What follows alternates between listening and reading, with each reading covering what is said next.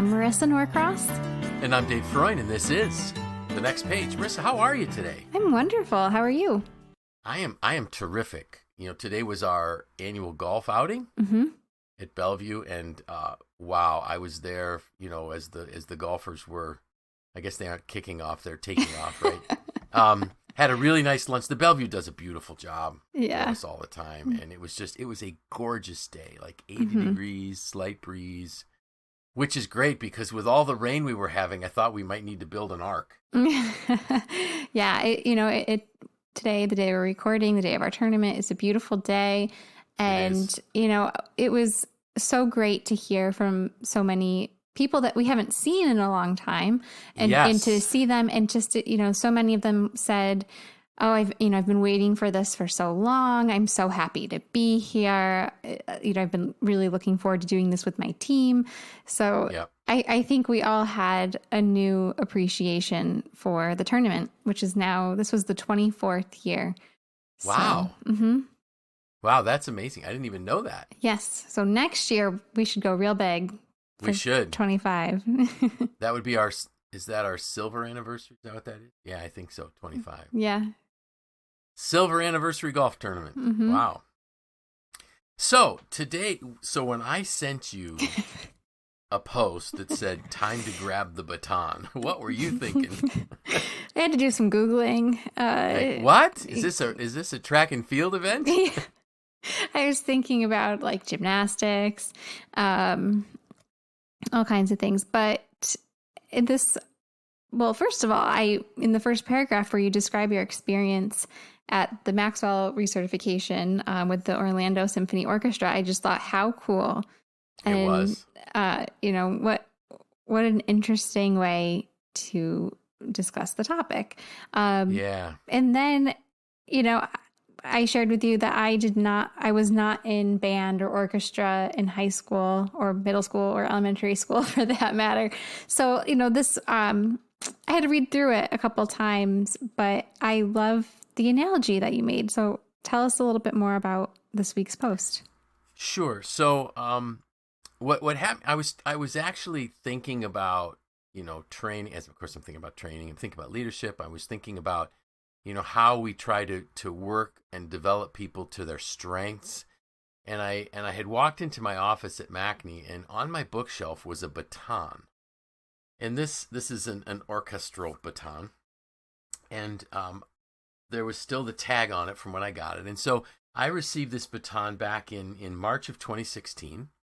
And when I went to my recert, one of the rooms we were told to go into, we walked in, and in there was a scaled down version, but still a significant number of musicians from the Orlando Symphony Orchestra. But next to each musician was an empty seat. And they said, "Have a seat." So we all sat down, and as soon as we were all seated, the conductor just started conducting this piece with the symphony. And I love music. I said to you before we started recording, the only reason that I really stayed in high school, other than knowing I needed to graduate, was so that I could be in band. That's why I went to school. Yes, I did the other things required to graduate and go into my career, but band was what got me up in the morning, so to speak. So I just loved sitting there. And then what they did, so after they played a movement, and I don't know what they played. I know it was some beautiful classical piece. Then the conductor started taking, section by section, instrument by instrument, and having them play what they had just played. And at some point, you're hearing certain instruments, you're hearing the melody line that you recognize from the piece. But others were just parts that by themselves aren't that spectacular. But that's because they are the harmonies to the melody.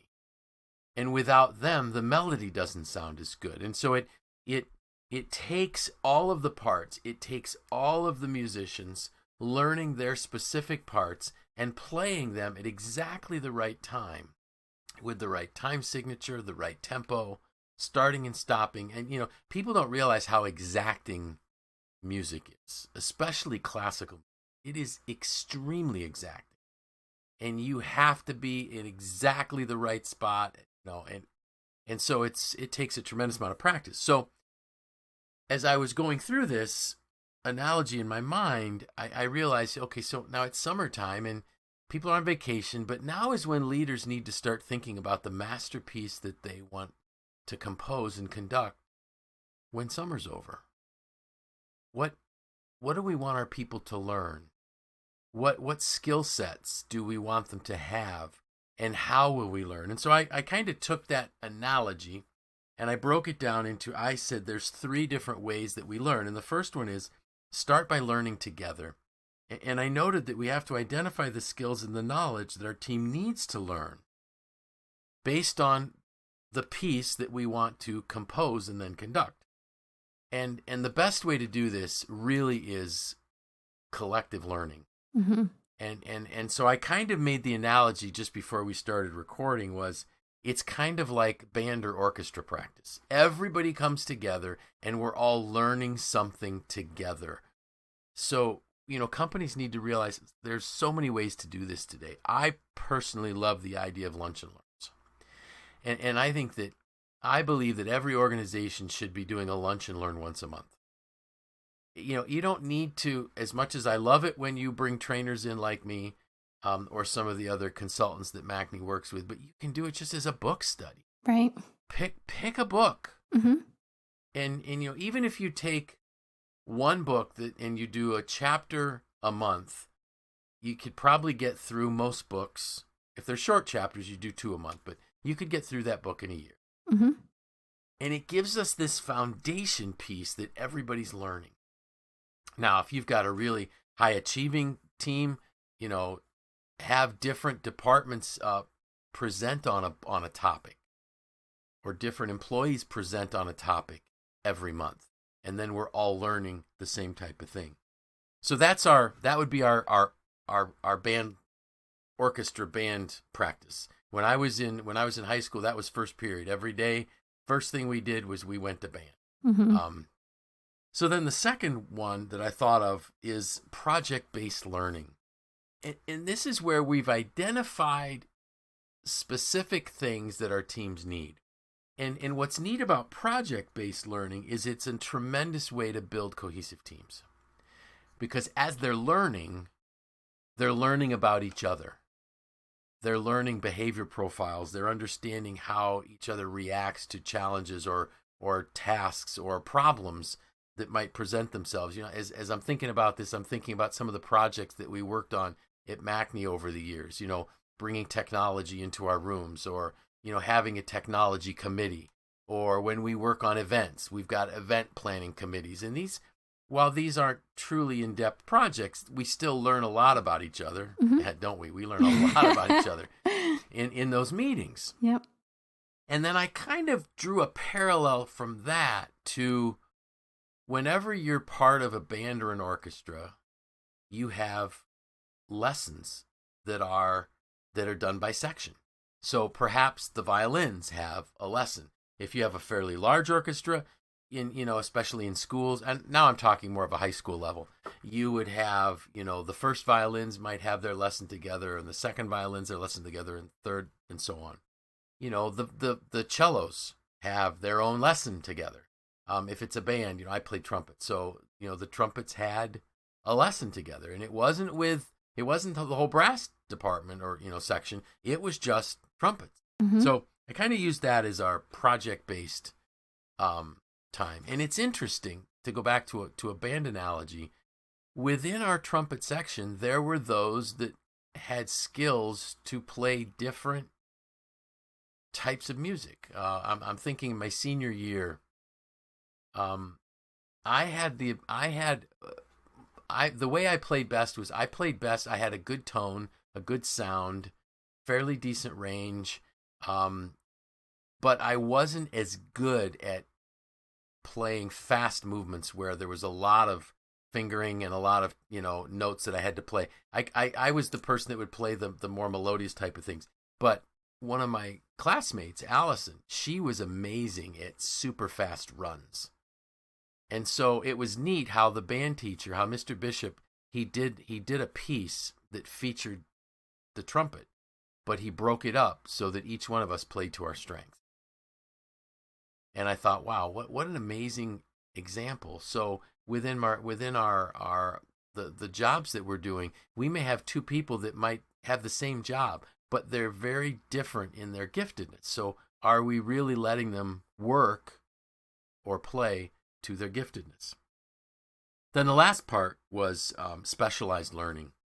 And this is when we identify a need that someone has, or that the organization has rather, and we say, okay, where can they get that? Mm-hmm. Conferences, workshops, seminars. This is very individualized. Now, one of the keys is that when you, and I note this in my post, so often we go to conferences and trainings and we take tons of notes. I've got binders with notes from conferences, but I come home and I put it on a shelf and I never pick it up again. So what we should be doing as leaders is we should be saying to folks that are going to conferences and workshops and seminars, at our next group meeting, present what you learned. Mm-hmm. Because then you're going to remember it. It's good, because if you have to teach it, you really will. You'll be reviewing the notes. You'll be taking the high points, and go back through our podcast where we talked about, ACT. What do I need to apply? What do I need to change? And what can I teach people? That type of thing. Those are great tools that you can have your team use when they're getting ready to go to a conference. Oh, and so what was the musical connection with this one? I viewed that kind of like private lesson. Yeah. You said you played piano. I did. How many years did you study piano? Not very long, and I was younger. Okay. Elementary and middle school. A few years, and then I took a few years off and picked it back up a few years later. Okay. Now, but you did take dance. I did. For 20-something years. So were some of those years when you were taking dance, were they like one-on-one lessons with an instructor? Or were they always group? Sometimes.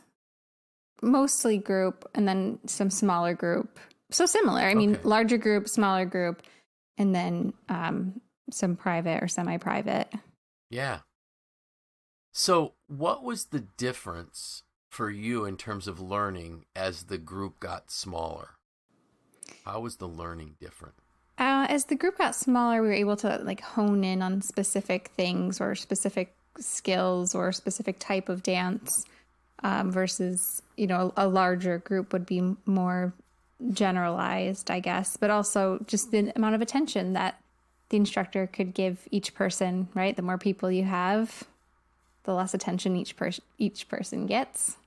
Exactly. The smaller the group gets, the more attention. Yep. Yeah, and for me it was very similar where, and I think I've talked about this in some podcasts, where I think when I was in just finishing 7th grade going into 8th grade is when my band teacher said to me privately and then and to my parents privately was, I think David needs to go get some private lessons. I think he could benefit from private lessons. Mm-hmm. And, in one hand, you're thinking, wait, this is like, remedial trumpet playing, but no, that's not what it was. He wanted me to have a one-on-one instructor who could help develop the unique skills that I had. Mm-hmm. And so I viewed it as, wow, this is a great opportunity. This is a real privilege. And I'm trying to think, I probably took private lessons for maybe 4 years. I know I didn't do it as a senior in high school, but I think from 8th, 9th, 10th, and 11th grade, I was taking private lessons. Mm-hmm. And it's interesting when I think about going back and thinking about my days of playing, those private lessons were really ingrained in my mind. And so many of the routines and the exercises that my teacher was giving me, I can still remember them. So vividly. Do you think there's a exact recipe or balance of these three, of the the group learning, the project-based learning, and the specialized learning? Is there a secret sauce or? Well, so yeah, I think there is a secret sauce, but I think that secret sauce is the leader truly identifying what skills their organization needs and doing a bit of a gap assessment. So it's going to be super individualized for every company, But I do think the pattern is you have to have all of us learning together something. Mm-hmm. And that's very, very important because it gives you the foundation of where you're going. They can all come back to that common knowledge, the common terminology, the common words, Mm-hmm. because as you learn something, there's a vocabulary that's part of that learning.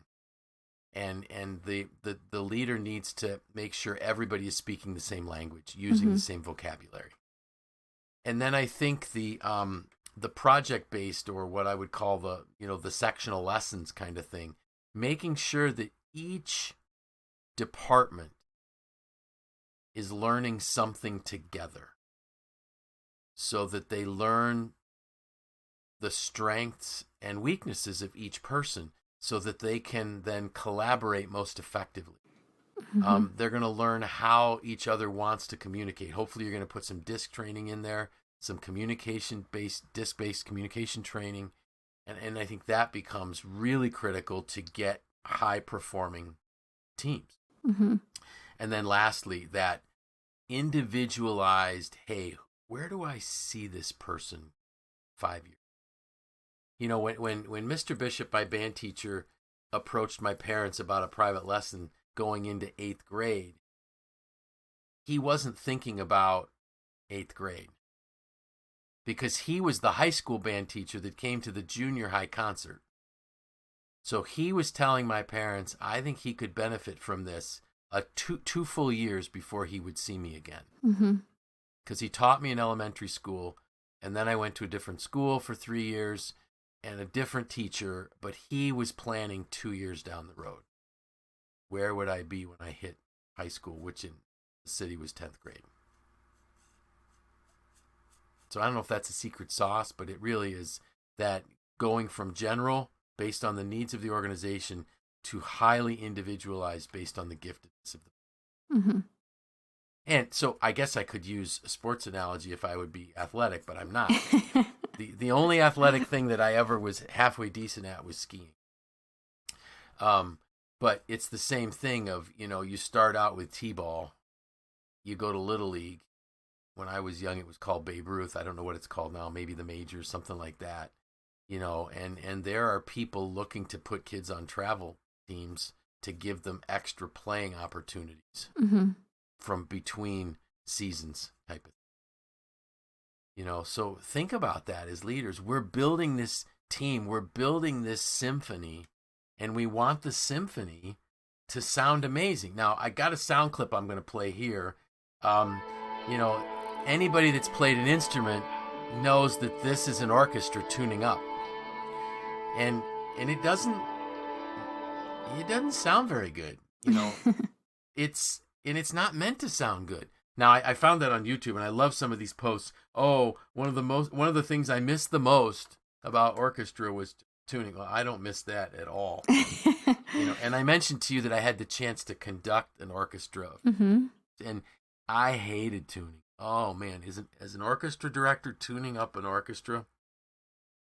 So what I did, I found other ways to do it. I would actually ask some of the best musicians in each of the sections if they would please make sure their section was tuned. Like it's Delegate. You are the most senior. You are the concert violinist, the first chair violinist. Please tune all the strings. Mm-hmm. But you have to put up with the noise Mm-hmm. to get to music. Nice. And maybe that's the. Maybe that's the way to kind of transition out of today's podcast. Yeah. So next week we're going to talk about writing the master, composing the piece, Mm-hmm. and conducting the orchestra. Because it's amazing when it works, Mm-hmm. and you almost get lost in the music, and it's a different space, if I can call it that. Looking forward to reading about that. So what might we have missed? Well, I certainly cannot contribute to the musical side of this. But every time you dance, there probably Yes. was music. Well, yes, that is true. So there was true. that pit orchestra that's kept in the dark with little tiny lights on their stands that was making the music to help you dancers dance better. Yeah. I think that, you know, when I read through these, it's just important to make sure that, you know, all three of these types of learning have a space. And like you said, Yeah. you know, it'll look like a different balance for each organization. Yes. But, you know, I like some of the ideas that you threw out about just starting somewhere, right? Whether it's a book study, whether it's a chapter a month or a book a month, or a podcast study, right? Like, here are 3 podcasts, you know, listen to them and we'll talk about it. Or I've seen people do like articles, magazine or online articles on a certain topic. So it's a little bit more, you know, consumable than a book, a whole book. Right. Yeah. But, you know, there's so many places to start, you know, now that we've got so many different types of media available to us, books and, you know, YouTube and podcasts, all those things. So, you know, we've done some things as a team at MACNY in that area. And I think it's really great, especially when it comes to like speaking the same language. I think that's really important. And I like the idea of recycling some of the specialized learning. So, like if someone goes away to a conference or even a webinar, that you can then turn that into learning together when that person shares what they learned, right? And and kind of recycling that information. Yeah, and you know, and the reason why I put that down to have them repeat it was really twofold. One is it really helps that person retain what they learned at that conference. And then the second one is it lets the rest of the team know where that person is going professionally. Mm-hmm. You know, somebody may, you know, I may come back from a conference and I'm really excited because in a little over a month, I'll be able to go, God willing, back to Orlando for our first in-person Maxwell event. Pre-COVID. Okay. Mm-hmm. It would be 2 full years. And I'm just super excited to go because I know I'm going to come back with new ideas, fresh ideas. Mm-hmm. And wouldn't it be a shame if those just end up in a notebook? Right. And they don't end up being shared with my colleagues. Mm-hmm. And then, so the benefit then is, let's say I've talked about something I learned about some unique communication tool or something, and somebody's going to say, hey, I was just at a member company and they have a team that's having problems communicating. You know, Dave, could you give them a call? Or can I give them your contact information? The same thing happens in all of our organizations. So that sharing is twofold. It benefits the entire organization, it benefits the customers, and it benefits the person that went to the training. Mm-hmm. So again, next week, we're going to talk about composing the masterpiece, bring it all together, and making it sound wonderful. Looking forward to it. Any special plans for the weekend? Oh, I have family coming into town that I haven't seen since October. Oh, so wonderful. Really looking forward to that. Wonderful. So let's see. I'm trying to think of time. So when this gets released, I will be going to a family reunion in Ohio. Oh, wow. That sounds so nice. Upcoming weekend. Yeah. So we'll see what else I might be able to pack into that weekend to share about when we get back. Sounds good. So with that, I'm Dave Freund. I'm Marisa Norcross. And this was The Next Page.